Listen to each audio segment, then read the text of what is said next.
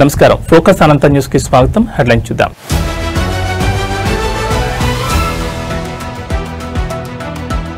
మాజీ మంత్రి హరీష్ రావు ఇంట విషాదం. హరీష్ తండ్రి సత్యనారాయణరావు కన్నుమూత.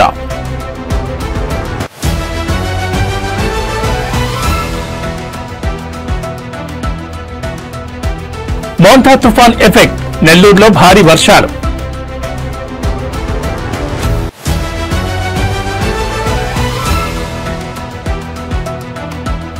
తెలంగాణలో మోంతా తుఫాన్ ప్రభావం. పలు జిల్లాల్లో భారీ నుంచి అతి భారీ వర్షాలు కురిసే అవకాశం.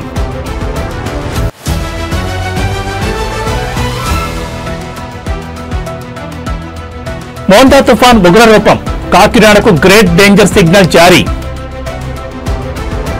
ఇక డీటెయిల్స్ చూస్తే మాజీ మంత్రి సిద్దిపేట బీఆర్ఎస్ ఎమ్మెల్యే తన్నీరు హరీష్ రావు ఇంట్లో విషాదం చోటు చేసుకుంది. ఆయన తండ్రి తన్నీరు సత్యనారాయణరావు కొద్దిసేపటి క్రితం తుదిశ్వాస విడిచారు.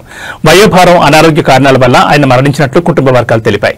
రాజకీయాల్లో హరీష్ రావు విజయానికి, వ్యక్తిత్వానికి తండ్రి ప్రోత్సాహం, మార్గనిర్దేశకత్వం ఎంతో ఉందని సన్నిహితులు చెబుతూ ఉంటారు. సత్యనారాయణ మరణ వార్త వినగానే బీఆర్ఎస్ పార్టీ నాయకులు, కార్యకర్తలు, అభిమానులు హరీష్ రావు కుటుంబ సభ్యులు తీవ్ర విషాదంలో మునిగిపోయారు. సత్యనారాయణ భౌతికాయాన్ని సందర్శించి నివాళులర్పించేందుకు పలువురు రాజకీయ ప్రముఖులు, నేతలు, ప్రజాప్రతినిధులు హరీష్ రావు నివాసానికి చేరుకుంటున్నారు. ఈ విషాద సమయంలో హరీష్ రావు కుటుంబానికి ధైర్యం చేకూరాలని అభిమానులు, శ్రేయోభిలాషులు కోరుకుంటున్నారు. తన్నీరు సత్యనారాయణమూర్తి మరణం పట్ల బీఆర్ఎస్ పార్టీ అధినేత కేసీఆర్ సంతాపం ప్రకటించారు.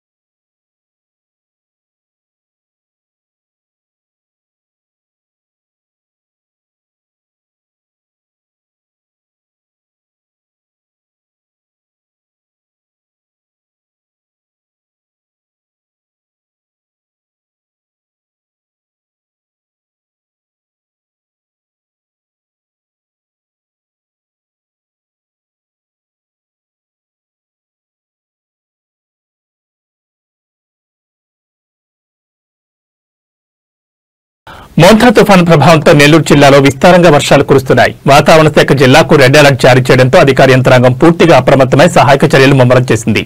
ఆకస్మిక వరదలు సంభవించే ప్రమాదం ఉందని హెచ్చరికలు జారీ కావడంతో లోతట్టు ప్రాంతాల ప్రజలను సురక్షిత ప్రాంతాలకు తరలించే పనులు ప్రారంభమయ్యాయి. జిల్లాలోని 38 మండలాల్లో మొత్తం 142 మిల్లీమీటర్ల వర్షపాతం నమోదు కాగా సగటున 3.7 మిల్లీమీటర్ల వర్షపాతం నమోదైనట్లు అధికారులు తెలిపారు. సర్వేపల్లి నియోజకవర్గంలోని పొదలకూరు మండలంలో అత్యధికంగా 16.6 మిల్లీమీటర్ల వర్షం కురవగా ఆత్మకూరు నియోజకవర్గంలోని అనంతసాగరంలో అత్యల్పంగా 1 మిల్లీమీటర్లు మాత్రమే నమోదైంది. జిల్లాలోని 10 మండలాల్లో వర్షపాతం నమోదు కాలేదు. సోమవారం మధ్యాహ్నం 1 గంట వరకు ఎండగా ఉన్న వాతావరణం ఆ తర్వాత ఒక్కసారిగా మారిపోయింది. ఆకాశం మేఘావృతమై చల్లని గాలులు వీచాయి. మైపాడు, కృష్ణపట్నం, రామాయణపట్నం తీర ప్రాంతాల్లో సముద్రం ఉగ్రరూపం దాల్చింది. బలమైన ఎదురుగాలులు, అలలు ఎగిసిపడుతున్నాయి. ఎగువన ఉన్న కర్నూలు, వైఎస్సార్ కడప జిల్లాల నుంచి భారీగా వరద నీరు చేరుతుండటంతో సోమశిల జలాశయం తన పూర్తిస్థాయి నీటి మట్టమైన 78 టీఎంసీలకు చేరువవుతోంది. దీంతో సోమశిల డ్యాం పరిసర గ్రామాలు ముంపును గురికాకుండా అధికారులు ముందు జాగ్రత్తగా వరద నీటిని పెన్నా నదిలోకి విడుదల చేస్తున్నారు.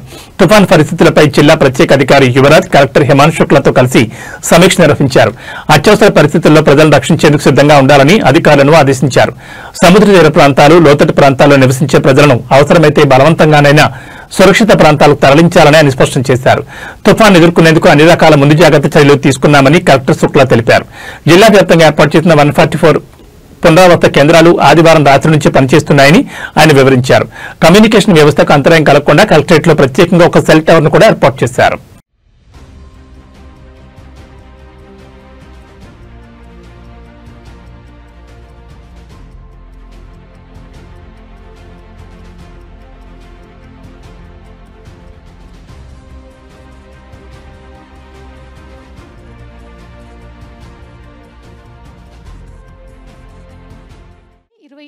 తారీఖు అక్టోబర్ 2025 ముఖ్యంగా మనకి భారీ వర్షంతో పాటు అత్యంత భారీ వర్షాలు కొన్ని జిల్లాల్లో కురిసే అవకాశం ఉంటుంది. ముఖ్యంగా ప్రకాశం, పల్నాడు, బాపట్ల, గుంటూరు, కృష్ణా, ఏలూరు, వెస్ట్ గోదావరి, ఈస్ట్ గోదావరి, కాకినాడ, కోనసీమ, అల్లూరి సీతారామరాజు, అనకాపల్లి, విశాఖపట్నం, విజయనగరం, పార్వతీపురం మన్యం, శ్రీకాకుళం ఈ జిల్లాలలో 1-2 చోట్ల భారీ నుండి అతి భారీ వర్షంతో పాటు అత్యంత భారీ వర్షాలు రేపు కురిసే అవకాశం ఉంటుంది. మనకు విండ్ వార్నింగ్ మనకు చూస్తే కనుక మనకు ఆల్రెడీ క్రాస్ అవుతున్నప్పుడు కాకినాడ దగ్గర 90 నుండి 100 కిలోమీటర్, గరిష్టంగా 110 కిలోమీటర్ వేగం వరకు వీచేస్తాయి. కాబట్టి చెట్లు పడిపోవటం కానీ, ఎలక్ట్రిక్ పోల్స్, టెలికమ్యూనికేషన్ పోల్స్ ఇలాంటిది పడిపోవటానికి అవకాశం ఉంటుంది. కోస్తా ప్రాంతంలో మనకి ఫ్లడ్డింగ్ అవ్వటానికి అవకాశం ఉంటుంది. కాబట్టి మరియు అప్రమత్తంగా ఉండాలి. మరియు లోతట్టు ప్రాంతంలో ముఖ్యంగా లోతట్టు ప్రాంతంలో ఉన్నవాళ్ళు సురక్షితమైన ప్రాంతంలో ప్లేసెస్లో ఉండాలి అని హెచ్చరిక ఇవ్వబడినది. తెలంగాణ రాష్ట్రానికి వాతావరణ శాఖ అధికారులు భారీ హెచ్చరిక జారీ చేశారు. మోంతా తుఫాన్తో తెలంగాణ రాష్ట్రంలోని పలు ప్రాంతాల్లో భారీ నుంచి అతి భారీ వర్షాలు కురిసే అవకాశం ఉందని వాతావరణ శాఖ అంచనా వేసింది. వాయుగుండం తీరం దాటితే తెలంగాణలోని పలు ప్రాంతాల్లో వర్షాలు కురిసే అవకాశం ఉందని పేర్కొన్నారు. గంటకు 30 నుంచి 40 కిలోమీటర్ల వేగంతో ఈదురుగాలులు వీస్తాయని, ఉరుములు మెరుపులతో కూడిన వర్షాలు కురుస్తాయని చెప్పారు. ఇవాళ నుంచి 29, 30 తేదీల్లో పలు జిల్లాల్లో భారీ వర్షాలు పడనున్నట్లు చెప్పారు.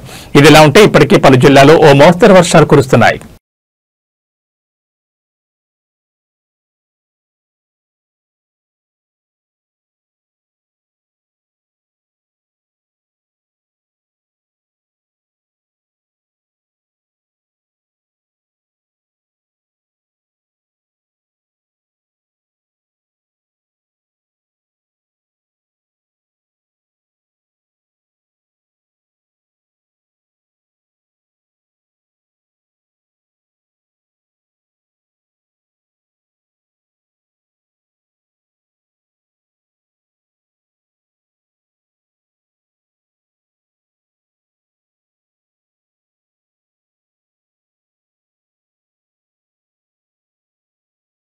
పశ్చిమ మధ్య బంగాళాఖాతంలో ఏర్పడిన మోంతా తుఫాన్ ఏపీ తీరం వైపు వేగంగా దూసుకొస్తోంది. గడిచిన 6 గంటల్లో గంటకు 15 కిలోమీటర్ల వేగంతో కదులుతూ వస్తోంది.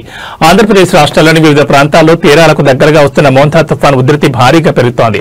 దీని ప్రభావంతో రాష్ట్రంలోని పలు జిల్లాల్లో భారీ వర్షాలు, బలమైన ఈదురుగాలులు కొనసాగుతున్నాయి. వాతావరణ శాఖ తాజా నివేదిక ప్రకారం తుఫాన్ ప్రస్తుతం పశ్చిమ మధ్య బంగాళాఖాతంలో తీవ్ర వాయుగుండంగా కొనసాగుతోంది. మరికొన్ని గంటల్లో ఇది మరింత బలపడి ఆంధ్ర తీరానికి దగ్గరగా చేరుకునే అవకాశం ఉందని సూచించింది. ఈ నేపథ్యంలో తీర ప్రాంత ప్రజలు అప్రమత్తంగా ఉండాలని అధికారులు హెచ్చరికలు జారీ చేశారు.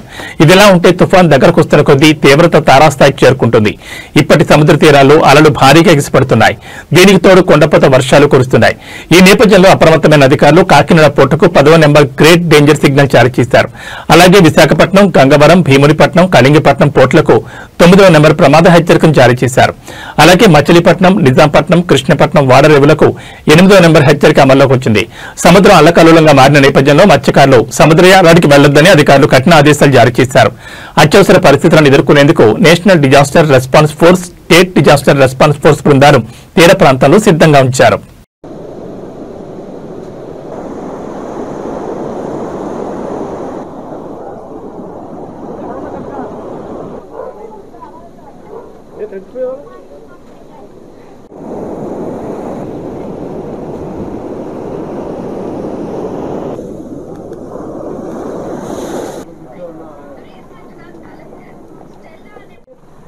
వర్షం ఎక్కువగా పెరుగుతూ ఉంటుంది.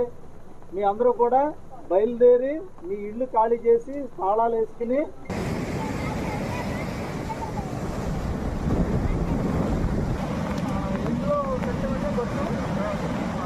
8 సంవత్సరాలు కాసింది.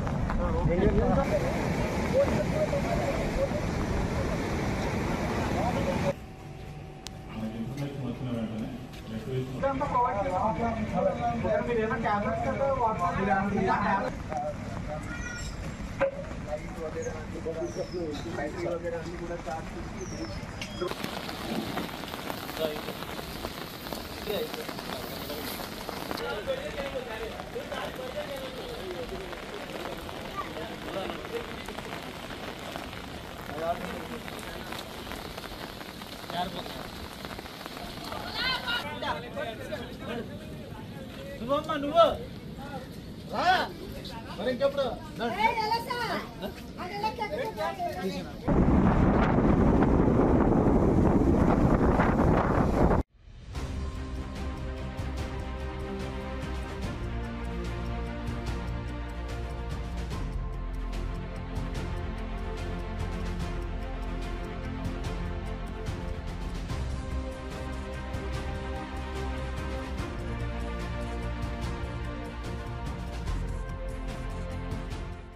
28వ తారీఖు అక్టోబర్ 2025 ముఖ్యంగా మనకి భారీ వర్షంతో పాటు అత్యంత భారీ వర్షాలు కొన్ని జిల్లాల్లో కురిసే అవకాశం ఉంటుంది.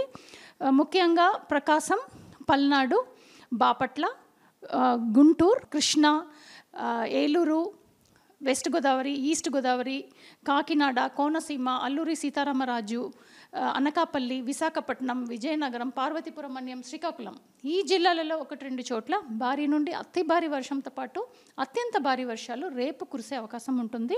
మనకు విండ్ వార్నింగ్ మనకు చూస్తే కనుక మనకు ఆల్రెడీ క్రాస్ అవుతున్నప్పుడు కాకినాడ దగ్గర 90 నుండి 100 కిలోమీటర్, గరిష్టంగా 110 కిలోమీటర్ వేగం వరకు వీచేస్తాయి. కాబట్టి చెట్లు పడిపోవటం కానీ, ఎలక్ట్రిక్ పోల్స్, టెలికమ్యూనికేషన్ పోల్స్ ఇలాంటిది పడిపోవటానికి అవకాశం ఉంటుంది.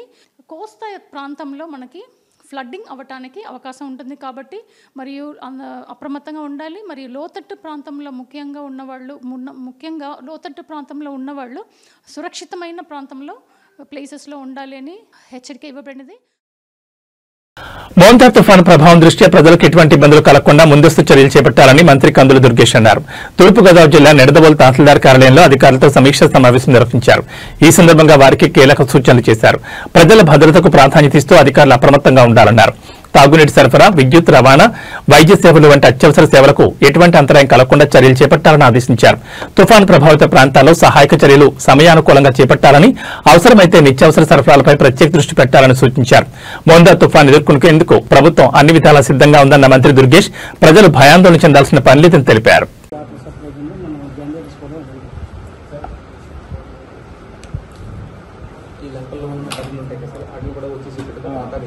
క్యాటిల్కి సంబంధించి సైక్లోన్ ఒకవేళ ఎక్కువగా వచ్చేటట్టయితే క్యాటిల్ ఏదైతే ఉందో మనకి ఎలివేటెడ్ ప్లేసెస్లో పెట్టాలండి. అట్లా ఈ సమయాల్లో ఎవరు పట్టించుకోరాలి. అందువల్ల మనం ఎక్కడైతే ఎత్తు ప్రదేశాలు ఉన్నాయో ఎత్తైన ప్రదేశాల్లో మనం ఈ పశు సంపదని అక్కడ కట్టించేలాగా ఆ గ్రామస్తులకు చెప్పాలి. కొంచెం అంటే గ్రామంలో ఎత్తైన ప్రదేశం ఉంటుంది, కింద వాటర్లో పెట్టేస్తే ఇబ్బంది కదలలేవు. అందువల్ల కొంచెం ఎత్తైన ప్రదేశాల్లో పెడితే వాటర్ మీద రాకుండా ఉంటుంది. అదొకటి. ఎక్కడెక్కడ గ్రామాల్లో ఎత్తైన ప్రదేశాలు ఉన్నాయో ఆ ప్రదేశాల్లో కోసం కట్టుకోమని చెప్పాలి. అది మెసేజ్ పెట్టింది. అది ఇంకా చెప్పాల్సింది బాగా అవసరమైతే తప్పితే రేపు కూడా కొంచెం బయటికి రావచ్చు. అలాగే స్కూల్ సెలవు ఇచ్చారు. స్కూల్ సెలవు ఇచ్చి మామూలు వాళ్ళు కూడా ఊరికే అవసరం ఉంటేనే బయటికి రమ్మని చెప్పాలి. జేసీబీఎస్ వాళ్ళు క్యాంపెయిన్ చేయమన్నారు సార్. ప్రతి డోర్ టు డోర్ మన రోడ్లంతా కూడా అవసరాన్ని బట్టి ఏదైనా దూర ప్రయాణం ఉంటే వాయిదా తీసుకుని కూడా చిక్కులు వస్తారు. ఈ వారం రోజులు ఆటోస్ కూడా విల్డెన్స్ రాకుండా అక్కడ ఆగిపోమని చెప్తారు సార్.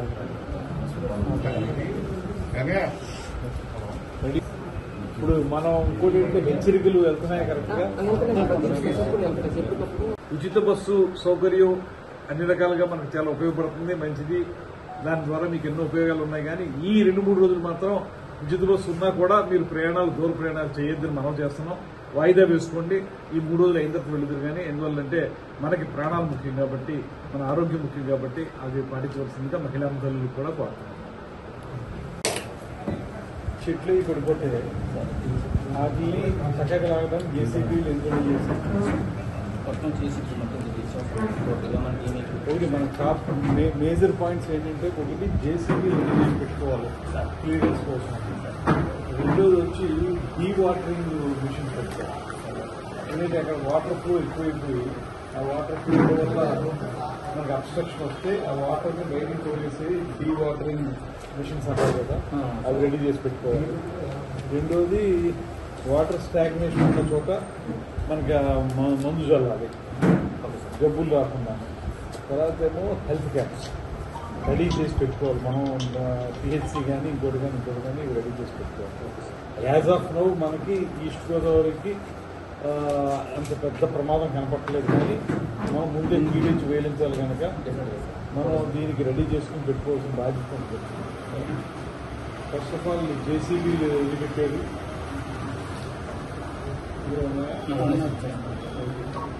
జేసీబీ రూరల్లో 16, అర్బన్లో 4, generators 10, power stars, tractors, dewater equipment పెట్టారా? సరిపోతాయి. ఇవి 5, 4 అసంఖ్య 5 వాటర్ ట్యాంకర్స్ ఇప్పుడు మనం ఈ ఎవాక్యుయేషన్ ఎక్కడ చేయలేదు కదా, ప్రస్తుతానికి ఏం లేదు సార్. అవసరం కూడా రాలేదు. రెడీ చేసి పెట్టుకున్నాం సార్. హెల్త్ క్యాంపులు పెట్టడానికి అందరినీ రెడీ చేశారా సార్? మెడికల్ వాళ్ళతో పిహెచ్సి డాక్టర్స్తో మాట్లాడారు సార్. టౌన్లో రోడ్లు కూడా మాట్లాడాం సార్. అన్ని గ్రామాల్లో కూడా మనకి మన సైకిల్ మూలంగా ప్రమాదం జరిగే అవకాశాలు ఉన్నాయి కాబట్టి పెట్టమన్నాం సార్. అదేవిధంగా ఎర్రకాలువకు సంబంధించి తెలంగాణ వ్యాప్తంగా మద్యం దుకాణాల టెండర్ల ప్రక్రియ ముగిసిన సంగతి తెలిసిందే. నిర్మల్ జిల్లాలో ఓ మహిళను అదృష్టం వరించింది. ఎలాంటి వ్యాపార అనుభవం లేని ఆమె లక్కీ డ్రా పద్ధతిలో ఏకంగా 2 వైన్ షాపులను దక్కించుకుని అందరి దృష్టిని ఆకర్షించారు. ఒకేసారి 2 దుకాణాలు దక్కడంతో స్థానికులు ఆమెను లక్కీ లేడీ అని పిలుస్తున్నారు. రాష్ట్ర ఎక్సైజ్ శాఖ ఇటీవల మద్యం దుకాణాల కోసం నోటిఫికేషన్ విడుదల చేసిన విషయం తెలిసిందే. ఈ క్రమంలో నిర్మల్ జిల్లా కేంద్రానికి చెందిన గుర్రాల హారిక అనే మహిళ లక్ష్మణ చంద పోనకల్ గ్రామాల్లోని 2 మద్యం దుకాణాలకు దరఖాస్తు చేసుకున్నారు. సోమవారం జిల్లా కలెక్టర్ అభిలాష్ అభినవ్ ఆధ్వర్యంలో అధికారులు లక్కీ డ్రా నిర్వహించారు. ఈ లక్కీ డ్రాలో హారిక పేరు 2 సార్లు విజేతగా నిలిచింది. ఆమె దరఖాస్తు చేసిన 2 దుకాణాలు ఆమెకి దక్కాయి. వ్యాపారంలో ఎలాంటి అనుభవం లేనప్పటికీ అదృష్టం కలిసి రావడంతో ఆమె ఒకేసారి 2 దుకాణాలకు యజమానయ్యారు. ఊహించని విధంగా 2 షాపులు రావడంతో హారిక ఆనందానికి అవతలు లేకుండా పోయాయి. ఈ విషయం తెలియగానే బంధువులు, స్థానికులు ఆమెకు అభినందనలు తెలిపారు.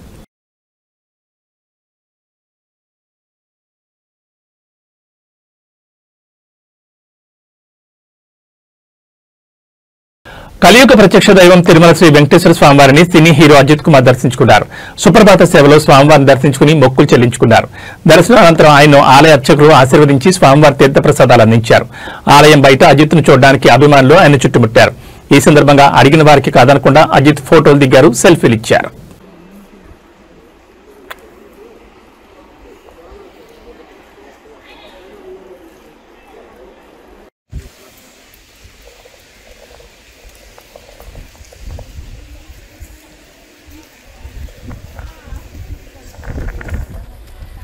Congrats, sir, first of all.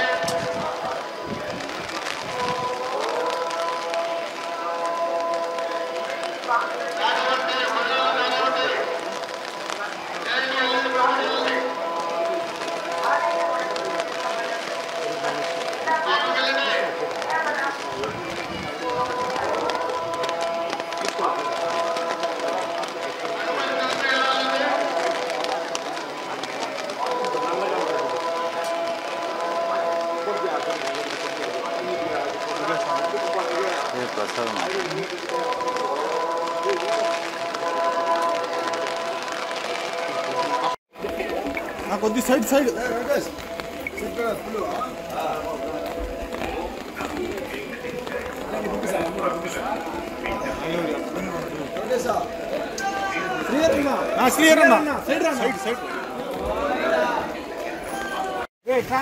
నా పక్కన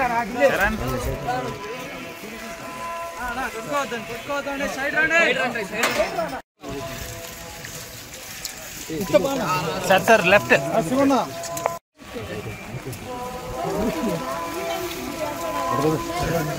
నా కార్ ఈ పక్క ఉంది. సార్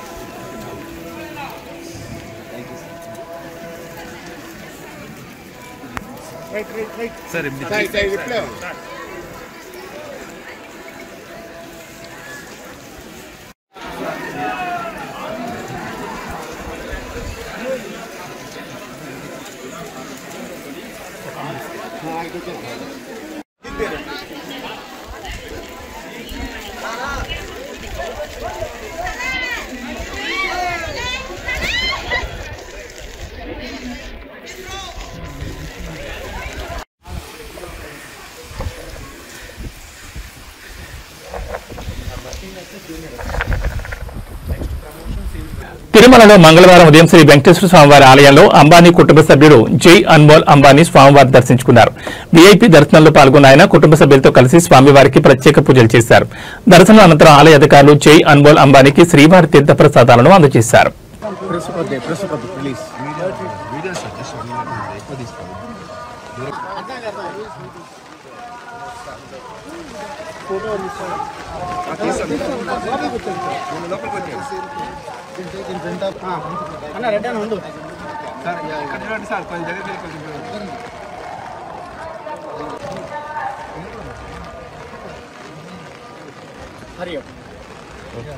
ఓకే సార్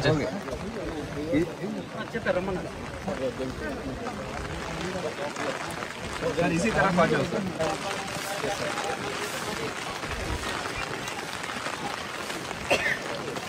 सर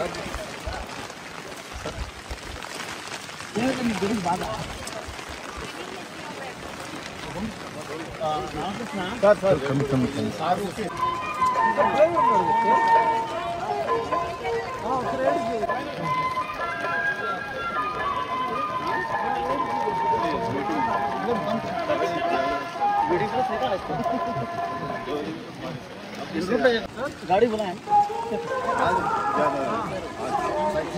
ठीक है 3 दिन का सही। हाँ हाँ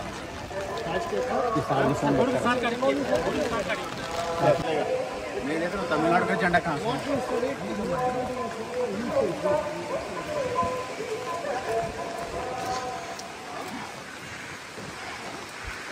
తుర్కీలో మరోసారి భారీ భూకంపం సంభవించింది. నేటి వేకువజామున దేశంలోని పలు ప్రాంతాల్లో భూమి కంపించింది. రిక్టర్ స్కేల్పై భూకంప తీవ్రత 6.1గా నమోదైనట్లు అధికారులు వెల్లడించారు.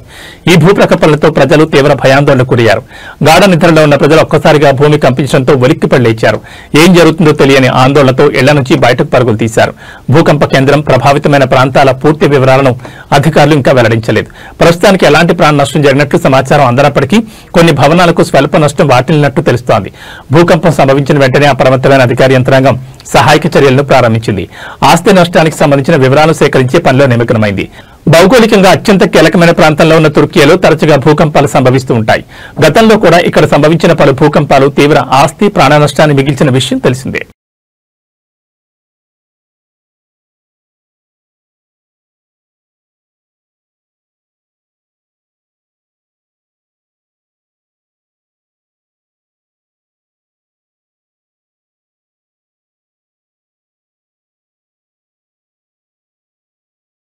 అమెరికా అధ్యక్షుడు డొనాల్డ్ ట్రంప్ మూడోసారి అధ్యక్ష పదవికి పోటీ చేసే అంశంపై ఆసక్తికరమైన వ్యాఖ్యలు చేశారు.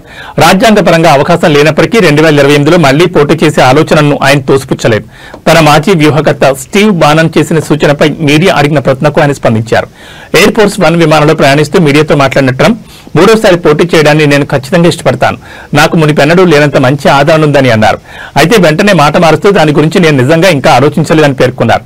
అమెరికా రాజ్యాంగం ప్రకారం ఒక వ్యక్తి 2 సార్లకు మించి అధ్యక్షుడిగా పనిచేయడానికి వీల్లేదు. పొలిటికో కథనం ప్రకారం ట్రంప్ సన్నిహితుడైన స్టీవ్ బానన్ ఆయన మూడోసారి పోటీ చేయాలని బలంగా వాదిస్తున్నారు. దీనికోసం ఒక ప్రణాళిక కూడా సిద్ధంగా ఉందని తన పాడ్కాస్ట్ లో ఇటీవల బానన్ పేర్కొన్నారు. ఇదే సమయంలో తన తర్వాత రిపబ్లికన్ పార్టీ నడిపించే నాయకులపై కూడా ట్రంప్ స్పష్టత ఇచ్చారు. 2028 అధ్యక్ష ఎన్నికల వరకు విదేశాంగ మంత్రి మార్కో రూబియో, ఉపాధ్యక్షుడు జేడీ వాన్స్ ప్రధాన అభ్యర్థులుగా ఉంటారని సంకేతాలు ఇచ్చారు. మన దగ్గర చాలా మంచి నాయకులున్నారు, వారిలో ఒకరు ఇక్కడే నిలబడి ఉన్నారు అంటూ రూబియోను ఉద్దేశించి అన్నారు. ఉపాధ్యక్షుడు జేడీ వాన్స్ కూడా అద్భుతమైన వ్యక్తి. వీళ్ళిద్దరికీ వ్యతిరేకంగా ఎవరూ పోటీ చేయరని నేను భావిస్తున్నానని ట్రంప్ వ్యాఖ్యానించారు. ప్రస్తుతం ట్రంప్ ఆసియా పర్యటనలో ఉన్నారు. మలేషియా ఆసియాన్ సదస్సులో పాల్గొన్న ఆయన తన పర్యటనను విజయవంతంగా ముగించుకుని జపాన్లోని టోక్యోకు చేరుకున్నారు. మలేషియా పర్యటన ముగింపు సందర్భంగా అక్కడ అధికారులు ప్రజలకు ఆయన అభివాదం చేశారు.